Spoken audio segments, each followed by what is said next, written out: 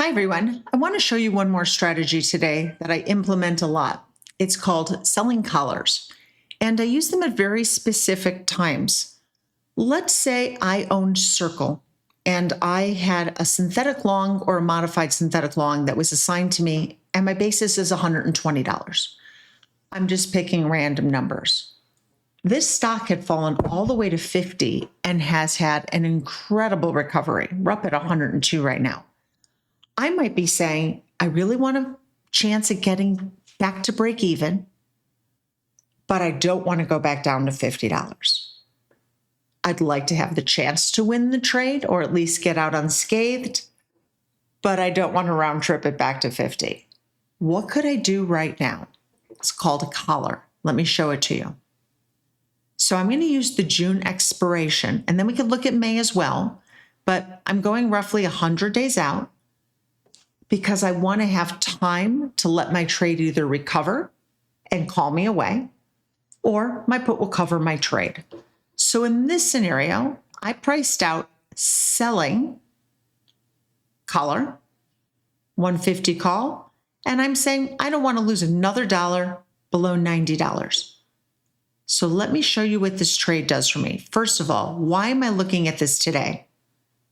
Positive 2.74 mean reversion and sell divergence. Where's the sell divergence? See how this higher high?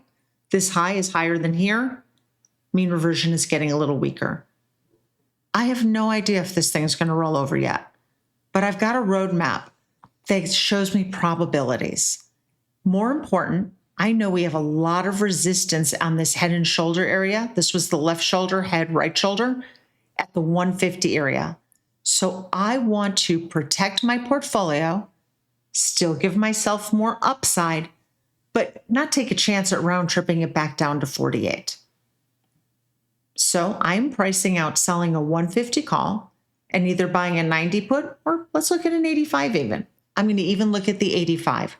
Let's go to the whiteboard and see what that does for our portfolio. So let's get the exact price. I missed it. Circle is 102. Circle equals 102. I want you to see the power of a collar. So the trade that I just outlined is selling Circle June 150 call. And I'm taking the credit I receive and buying a Circle June $85 put. My combined debit, let's call it $3. Let's round up. So what did this trade do and how will it work? I'm short a call. So how many would I do? If I wanted to hedge my entire portfolio, I would sell one call for every 100 shares of stock that I own.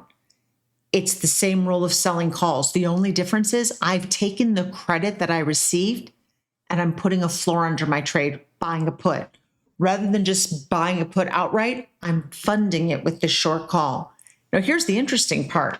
This call's all the way up here at 150. Why did I choose that number? Resistance level. My support, down at 85. This can go all the way back down, of course, to 50. Nobody has a crystal ball. But what I want to do is, I remember not being happy or feeling uncomfortable with the trade when we were down at 50. So now I want to define my risk a little better, yet give myself upside to still win the trade. So in doing so, if I sell a 150 call, I still have the potential to make all this money between 102 and 150 because I'm not short until up here. The difference is I have now bought the 85 put. So I'm only exposed now from 102, where we are right now, to that floor level minus the $3 debit. So my bleeding will stop at 82. So what that means is if something goes wrong, and let's say Circle rolls over and heads back down, I've sold a call, I bought a put with the premium, and I've established a floor for the trade. So even if we go all the way down to 50, my bleeding stops at 82. Why? That's the put that I bought, the June 85, and I paid $3. So 82 is my new risk floor that I've established. What happens at expiration? If we're at 102, nothing. Short call expires worthless, long put expires worthless. If we're at 151, my stock will get called away. So you need to understand tax ramifications if you're doing this outside of a retirement account. Number 3, floor. Let's say we have we bought the June 85 put and we're down at $50. They will take my stock away. I'm long stock because I bought a put. It's going to give me a short at the 85 level and offset my stock.